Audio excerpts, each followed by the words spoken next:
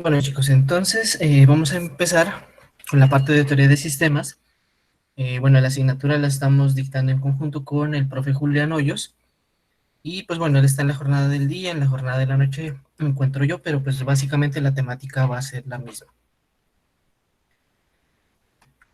Entonces, bueno, hablando y antes que nada de estos conceptos, pues vamos a recordar y a definir lo que es un sistema. Entonces, si ustedes recuerdan, bueno, de algún curso anterior, nosotros habíamos mencionado, o bueno, podemos decir que un sistema básicamente es un conjunto de elementos o de personas que pues tienen un cierto atributo, ¿sí? Y además la capacidad de estar interrelacionado entre sí para conseguir un objetivo, ¿sí? Y pues digamos que la importancia de los miembros o de los elementos que hacen parte del mismo va a mantenerse mientras se consiga dicho objetivo. En el plano de la teoría general de sistemas, existe como la necesidad de, de expresar o de agrupar la parte del conocimiento relacionada con este saber. Si nosotros nos remitimos a la parte general de lo que serían las contemplaciones alrededor del desarrollo de esta teoría de sistemas, tendríamos que analizar ciertos aspectos. Entonces, en primer lugar, entraríamos a ver como cuál es la percepción eh, digamos, de lo que se contempla con el conocimiento y en términos de la definición que acabamos de dar de los sistemas. Sí, frente a ello también, hablando, como les digo, en términos del conocimiento, existe como una orientación, ¿sí? A que se contemplen varias áreas, pero que ese conocimiento se condense. Incluso, a pesar de que estamos hablando de sistemas, se tiende, digamos, perdón, de dejar de ver el sistema como un todo y entrar, digamos, a unas partes particulares o entrar a ver a cada uno de los actores, ¿sí? Digamos, desde un punto de vista reduccionista. Digamos que eso no está mal, pero, sin embargo, si nosotros, por ejemplo, versitemos con un ejemplo particular, si nosotros pensemos en el equipo de fútbol que les guste, si les gusta el fútbol, y pensemos en que, pues bueno, ustedes tienen el chance de irlo a ver en vivo al estadio, o pues también, pues verlo desde su casa. Entonces, si nosotros vemos, pues básicamente el fenómeno es el mismo. El partido, o sea, no va a cambiar el resultado por el hecho de que lo vean allá o lo vean desde su casa.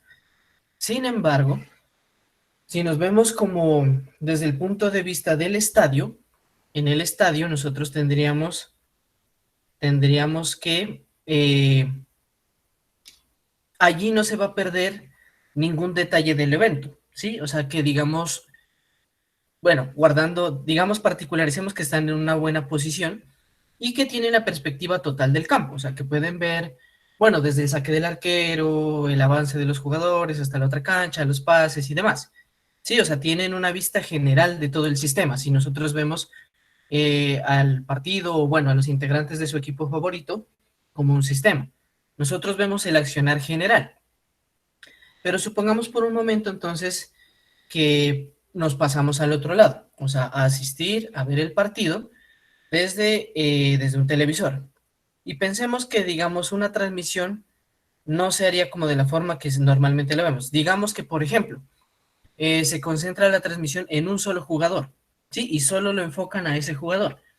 Entonces, bueno, ustedes lo ven corriendo, saltando, o sea, no van a entender qué pasa con el resto.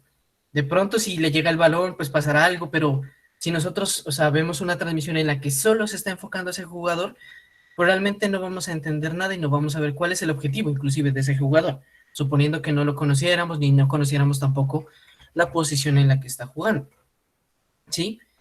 Pero cuando ya le damos como un contexto y lo ubicamos en un plano que sería pues ya la totalidad del equipo y la circunstancia del encuentro y pues lo ponemos también en perspectiva con respecto al otro equipo, entonces ya tenemos como un punto de vista más general.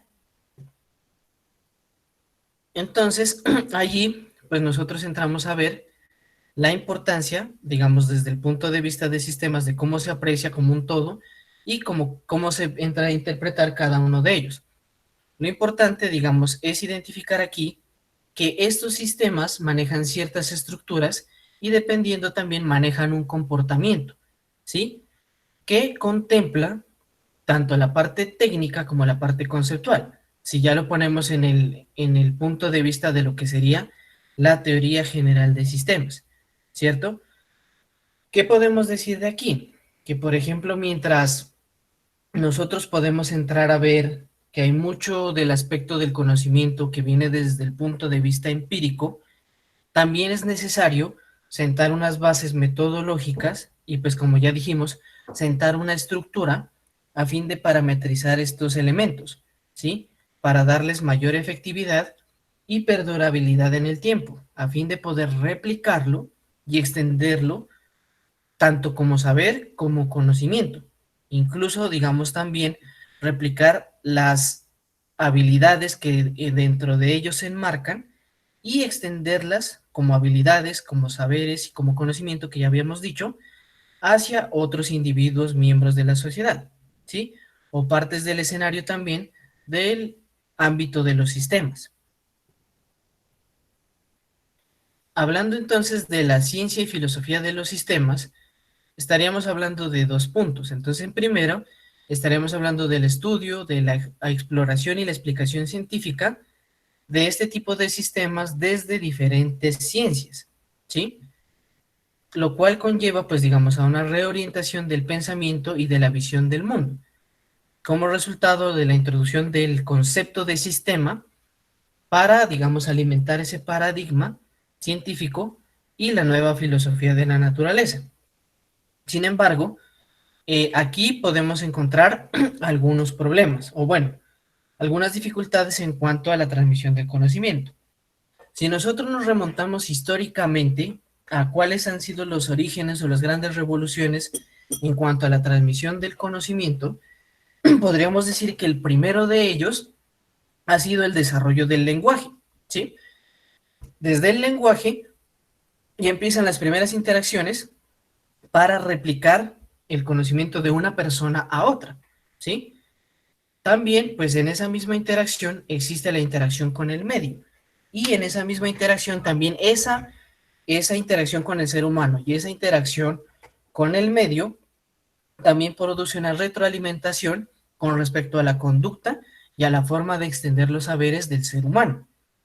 Pasando a otra evolución o otro paso trascendental para la transmisión del conocimiento, estaría la invención del papel, donde ya por fin se puede transcribir mucho del conocimiento hablado, sí, que de pronto se tiende a perder refugiado en algunas extensiones de memoria de las personas, sí, o en las historias y demás que eran patrimonio de las comunidades.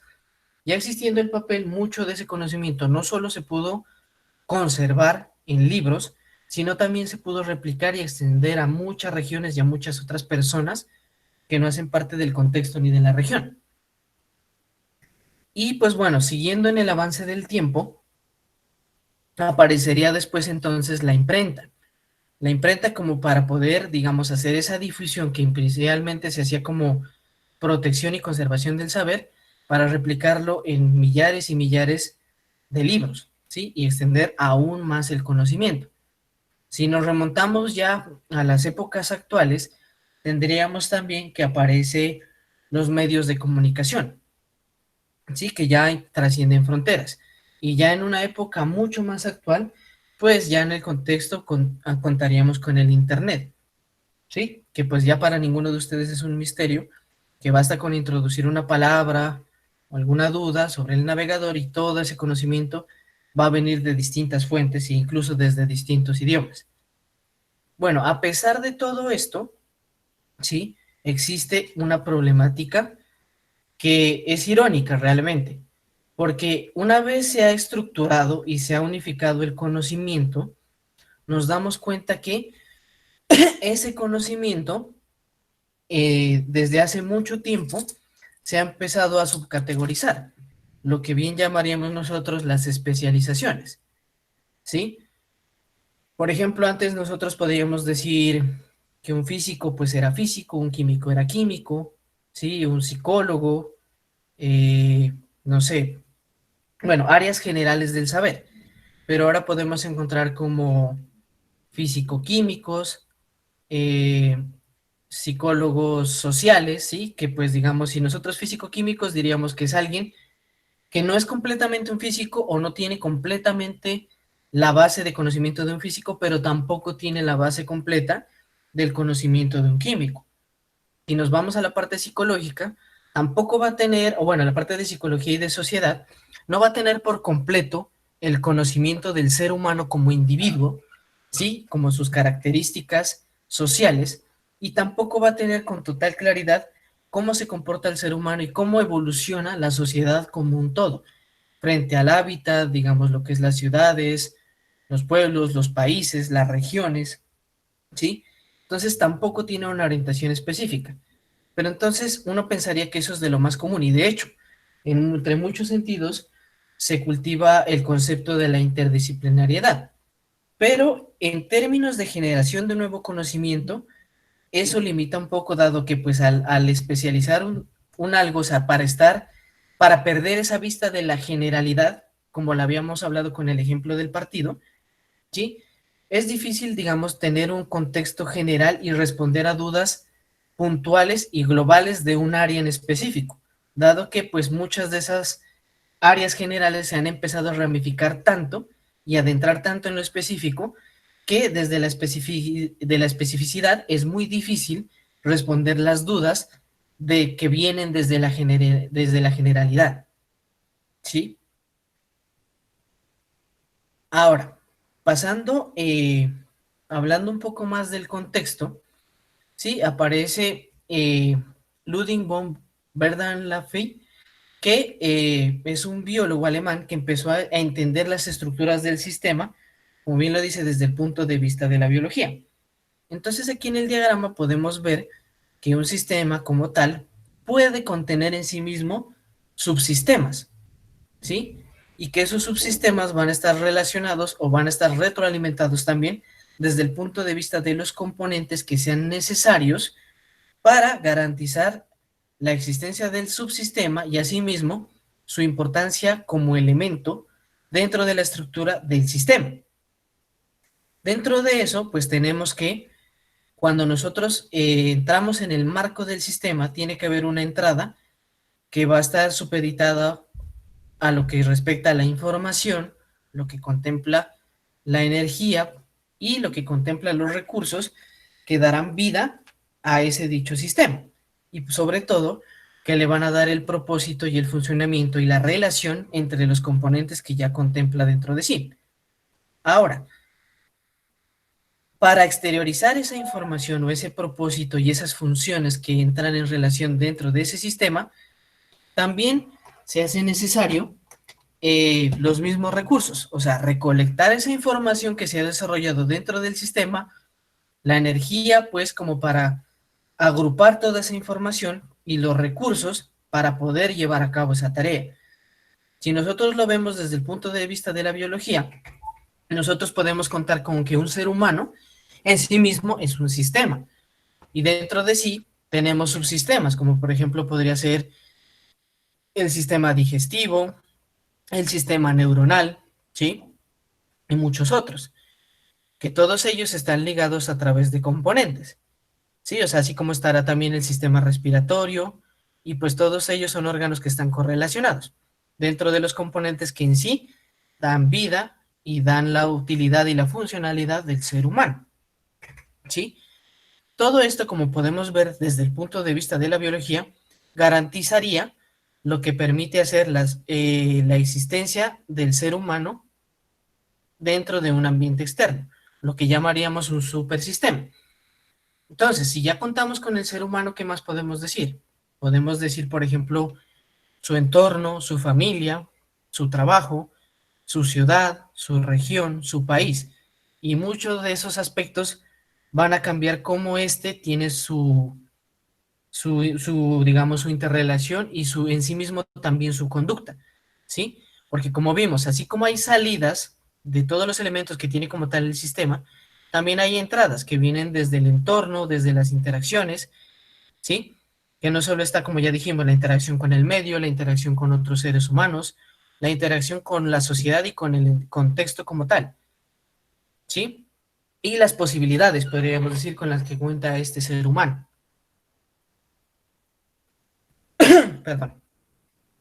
Ahora, si nosotros ya lo vemos este sistema, este diagrama, desde el punto de vista del conocimiento, se hace necesario o importante la integración de dicho conocimiento, ¿sí? A fin de que desde ese conocimiento que se empieza a integrar y a estructurar y a componer, digamos, con otros elementos, se empieza a generar la producción de teorías, que finalmente pues llevan a la formulación de hipótesis, y que esas hipótesis, después de hacer pruebas, después de hacer validaciones y demás, y que ya en cierto punto ya se vuelven irrefutables, ¿cierto?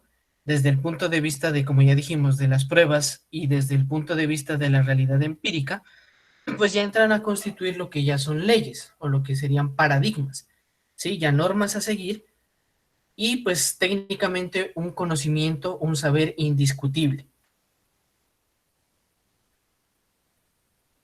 Entonces, hablando de las premisas de la teoría general de sistemas, tenemos que van a depender en gran medida de su estructura, ¿sí?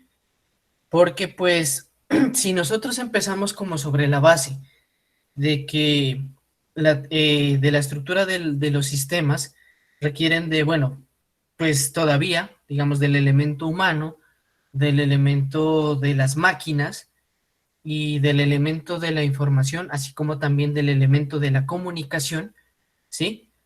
Toda la evolución va a depender de qué tan alta es la interacción de cada uno de esos elementos dentro de la estructura, ¿cierto?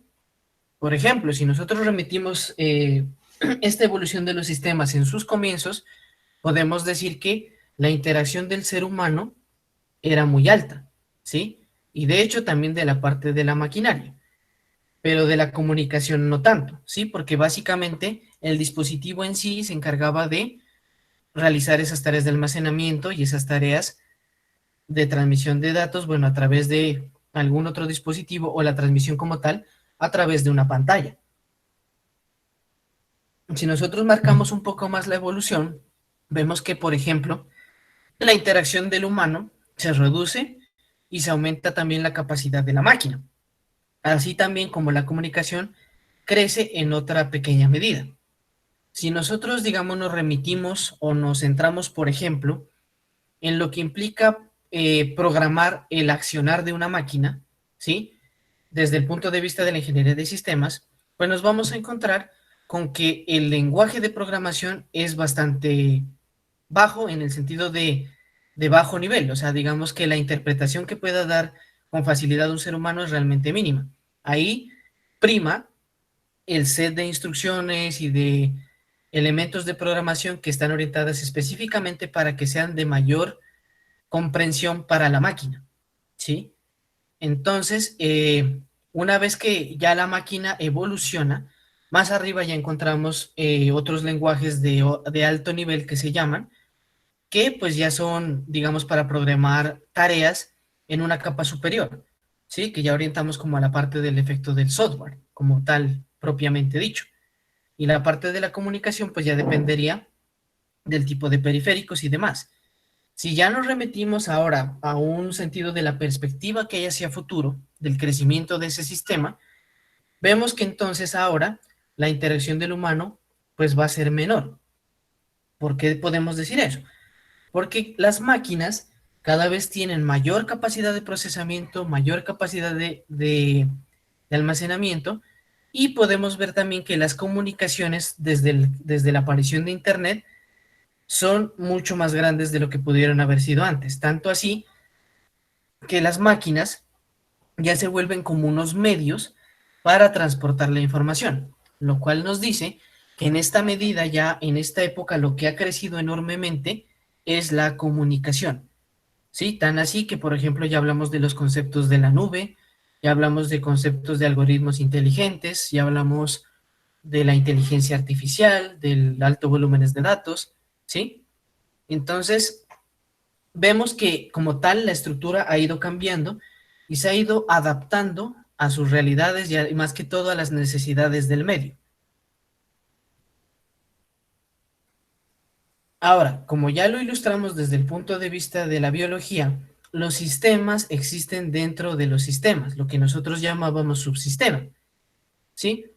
Volviendo al contexto de los computadores, si hay alguna cosa que falle, ¿sí? Por más modular que sea el elemento como tal o el sistema propiamente dicho, pues estos subsistemas tienen que estar en capacidad de abastecerse y sostenerse a sí mismos, ¿sí?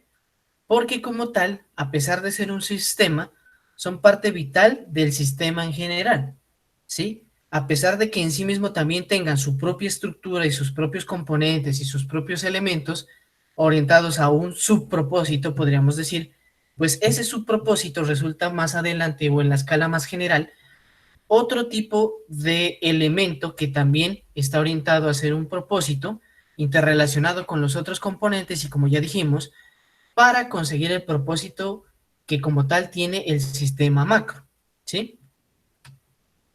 Ahora, dentro de esto, vamos a hacer una pequeña distinción entre algunos tipos de sistemas.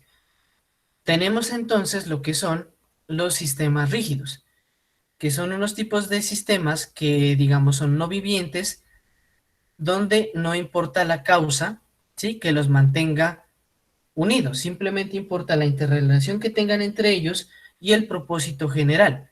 También son denominados como sistemas cerrados, ¿sí? Que la simplicidad los obliga a, digamos, a que estén organizados, así tengan o no tengan una retroalimentación que los lleve a mejorar o los lleve a evolucionar, como ya hemos hablado para el caso de los sistemas de cómputo desde la ingeniería de sistemas. Tenemos del otro lado los sistemas flexibles. Entonces son sistemas vivientes donde es de interés la parte de las consecuencias que se produzca por la interacción entre ellos y también la complejidad de su organización.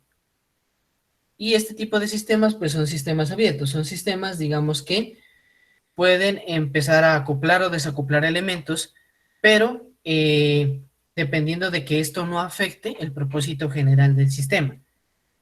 Sí, entonces incluso estos tipos de sistemas o esos elementos se miden también por el tipo de dificultad que presenten. Dificultad entendida como el número de elementos que tengan y asimismo el número de interrelaciones e interacciones que hay entre ellos. Ahora, si nosotros vemos los enfoques de los sistemas, podemos partir que el primer punto es la unidad del análisis del sistema. Como ya dijimos, no solo como un individuo, sino como parte de un todo, entendiendo su estructura y entendiendo la función individual de cada uno de los elementos. Pasando a una siguiente etapa, entonces, como ya mencionamos también con el ejemplo del partido, dependiendo del tipo de análisis que se haga, va a modificar el ángulo de observación y de percepción de la realidad que se tenga con respecto al sistema y su interacción con el contexto y, ¿por qué no?, con otros sistemas, ¿sí? Entonces, en ese punto aparece el concepto de la retroalimentación, donde empezamos a hacer una observación lineal, ¿sí? Pero también de modo circular, viendo lo que estamos dejando atrás y viendo cómo el sistema puede volver a interactuar con otros elementos previos para mejorar su interacción y, como ya les decía, retroalimentar la parte, digamos, de su conocimiento y del saber y del propósito que está persiguiendo. Entonces, hablando de los enfoques, tenemos el primer enfoque del que ya hablamos, que es observar el universo, perdón, o sea, la parte de la experiencia, la parte empírica. Entonces, empieza a agrupar todo lo que pueda mirar y que pueda servir, por decirlo así, para conseguir su objetivo, desde un punto de vista global. Entonces, digamos, estructura todas las ideas y todos los caminos posibles, todas las relaciones, todos los elementos, y finalmente Una vez que ha hecho este gran grupo, empieza a reducirlo para que se conforme en un conjunto de un tamaño más razonable. ¿Con qué objeto? Con el objeto de que su análisis, teniendo en cuenta lo que hablamos hace un momento, se vuelva más estructural y también se vuelva más eficiente y más productivo. El otro enfoque es empezar a evaluar no los elementos separados entre sí y ver cómo se pueden relacionar, sino de una vez empezar con las estructuras desde un punto de vista estático y empezar sobre esa estructura a acoplar elementos. También, digamos, empezar sobre la marcha del sistema, dotarlo de dinamismo y empezar, como les decía, a agregar elementos y a desvincular elementos según como vaya evolucionando y vaya avanzando sobre el camino del objetivo. También lo que son los sistemas de control, a fin de que el mismo sistema, una vez vaya avanzando, no deje de paso los errores que se puedan presentar y tampoco, digamos, elementos que vayan perdiendo relevancia o que vayan, digamos, alejándose del propósito conforme se va avanzando el sistema. Teniendo el marco de las estructuras sociales, estaría desde el punto de vista científico, ¿sí? Donde una vez se vaya avanzando y en este dinamismo se dé la capacidad de que a pesar de que el conocimiento se haya fraccionado, por decirlo de una manera, se haya fraccionado tanto, ¿sí? Desde el punto de vista de desde las especialidades se pueda agrupar, ¿sí? Y se pueda dar respuesta a las grandes preguntas que surgen de la generalidad, a fin de cuentas de que esas especialidades se puedan ordenar y puedan hacer uso de la parte empírica, de la parte de la experiencia, y que ese conocimiento se pueda organizar jerárquicamente, a fin de organizar esos elementos y tomar mano y llevarlos a la evolución que habíamos mencionado, desde la parte de experimentación, desde la parte de hipótesis, hasta llevarlo, como les decía, a la generación de nuevo conocimiento y no, como lo que ha estado pasando últimamente, empezar a fraccionarlo cada vez más. Con respecto a los sistemas cerrados, decimos que, pues bueno, en primera instancia no presentan intercambio con el medio ambiente que los rodea, pues porque básicamente son impenetrables o herméticos a cualquier influencia ambiental, es decir que su accionar, su evolución y su consecución del objetivo depende exclusivamente de los elementos que tiene dentro de sí, que podríamos también encontrar como subsistemas y componentes.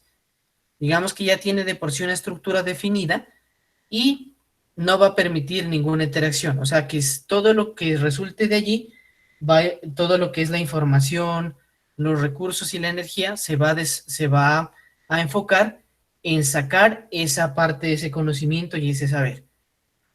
Por ejemplo, si hablamos de sistemas mecánicos y físicos, se pueden considerar sistemas cerrados con su ambiente. Por ejemplo, digamos, podríamos hablar de los motores de autos, digamos, de los que podemos encontrar de los gama alta de ahora.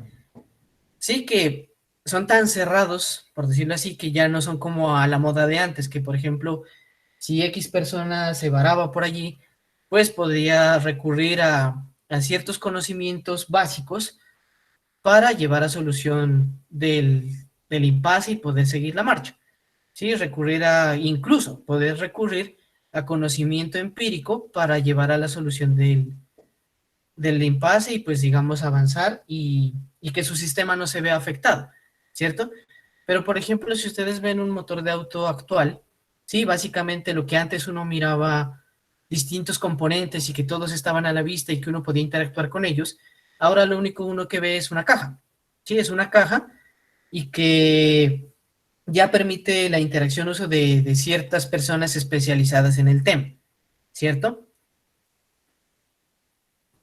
Hablando de los sistemas abiertos, entonces tenemos que van a presentar intercambios con el ambiente a través de las entradas y de las salidas.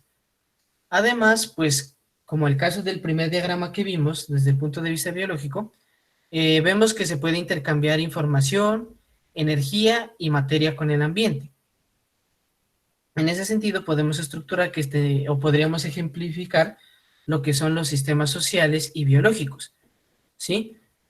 Por ejemplo, si nosotros hablamos de una sociedad, ¿sí? Como por ejemplo hablemos de la circunstancia actual de la pandemia, nosotros podemos ver que como sociedades o como comunidades científicas hay muchos países que están colaborando y esforzando por obtener una vacuna, ¿sí?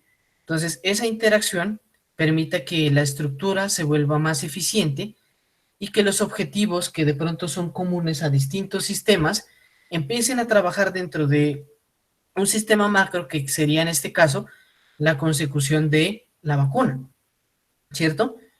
Y pues dentro de ese mismo objetivo, el conjunto de elementos empieza a organizarse y pues empieza, como decimos, a concentrar esfuerzos de manera óptima, ¿sí?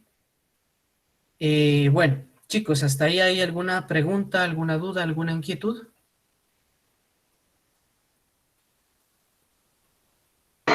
No, profe. No hay ninguna. No, profe. Listo, chicos. Bueno. Entonces, bueno, vamos a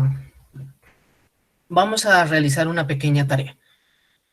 Entonces, la idea es que para la próxima sesión, basados en lo que acabamos de discutir y lo que se ha expuesto en la clase, vamos a concentrarnos en estos dos elementos, en lo que son los sistemas cerrados y los sistemas abiertos. Entonces, la idea es que en grupos, preferiblemente en parejas, ¿sí? Van a desarrollar o van a ejemplificar dos tipos de sistemas cerrados y dos tipos de sistemas abiertos, lo cual pues lo vamos a distribuir, o sea, un grupo va a trabajar sobre dos ejemplos de sistemas cerrados y otro grupo sobre dos ejemplos de sistemas abiertos y así. Pues la idea es como para ilustrar mejor eso y ver qué tan claro también quedó la explicación del día de hoy. Entonces no sé si tengan alguna pregunta, duda al respecto de este trabajo. Ahí lo único sería volver a enviar el link de la clase que me haría falta a mí y listo. ¿Cómo así el link de la clase? O sea, la grabación, ahí veo que se está grabando, entonces pues, ver la clase. La que pues, Sí. lo sube en Unidad, dónde lo manda. Y... Sí, no, eso, sí. Diapositivas, por favor. Listo, yo les comparto las diapositivas también. Muchas gracias. Bueno, chicos, de nada.